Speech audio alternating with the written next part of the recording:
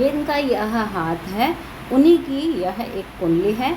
इस कुंडली में अगर हम देखें तो इनको विवाह का सुख बार बार बांधा दे रहा है। आखिर विवाह सुख के लिए हाथ में भी ऐसे कौन से साइन हैं जिसमें कि इनको विवाह नहीं हो पा रहा। जहाँ अगर हम देखें कुंडली की बात, तो यह व्यक्ति जो हैं वो प्रेम विवाह करना जा रहे हैं।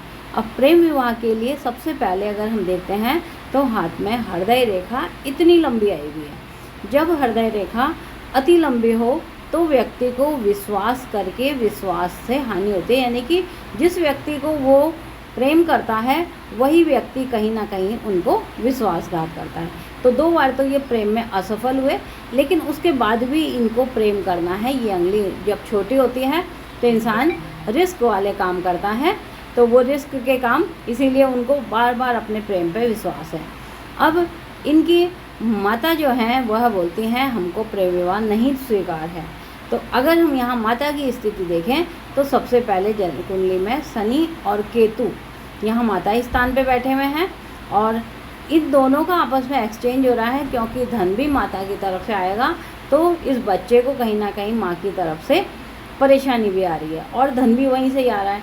मस्तिष्क रेखा में इस तरह का दीप बन जाना, ये शनि और केतु जब बैठे हैं तो इसको पितृदोष बोलते हैं। अब यहाँ पितृदोष या माता का दोष, माता की तरफ से दोष, ये दोष में कहीं ना कहीं पर विवाह में हानि आती है। विवाह का मालिक, सप्तम भाव का मालिक इस माँ के स्थान से 12वें स्थान पर गया, यानी कि माता से अलग बच्चा हो तब इन्हें विवाह का सुख मिले।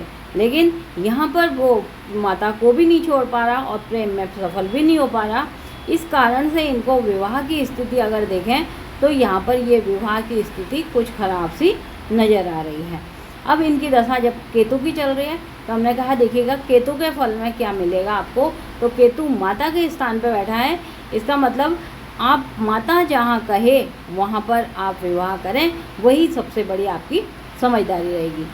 यहाँ पर 12वें घर में चंद्रमा जो माता का कारक है नीच का होकर के बैठा हुआ है। ये इन प्रकार आपको करनी पड़ेगी। हम बोलते हैं देखिएगा माता कोई ख़राब भी नहीं कहेगी, आपके लिए जो कहेगी वो बेस्ट कहेगी। जब इस तरह का एक साइन इस स्थान पे बनता है, ये चंद्रमा का स्थान है और ये माता का स्थान है, नानी का स्थान है, तो यहाँ पर ये साइन बनना अपने आप में खराबी देता है माता की ओर से, जिसको पितृदोष बोलते हैं। आकस्मिक रूप से इनको यह केतु बुद्धि देगा या फिर बोलते हैं विवाह देगा, और विवाह से पूर्व इनको उपाय कर लेनी चाहिए। मंगल की दृष्टि यहाँ पर है, अपने ही घर में है, इसका मतलब है कि अगर फिर ये स्थिति भी बड़ी क्रिटिकल आ जाती है कि अगर इन्हें विवाह अपने मन से नहीं किया तो आगे जा कर के संतान से संबंधित परेशानी होगी। अब संतान को वो कहता है कि किसी अन्य व्यक्ति की संतान आपके पास आना, लेकिन इसका मतलब ये नहीं होता कि कोई दूसरे को आप विवाह हटेगा और फिर कोई दूसरे लड़की से आप शादी करोगे। ये होता है इसका मतलब कि आपको मेडिकल कहीं पे संतान से संबंधित सेवा लेनी पड़ेगी, फिर वो आपको संतान सुख देगा। क्योंकि मंगल अपने घर का हानि नहीं करेगा, इसका मतलब प्रेम नहीं दे रहा, लेकिन संतान 100% आपकी अच्छी रहेगी।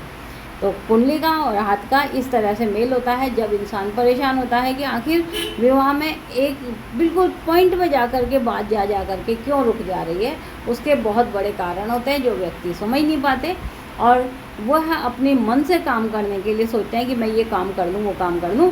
कुंडली वही करती है जो उनको लिखा हुआ होता है।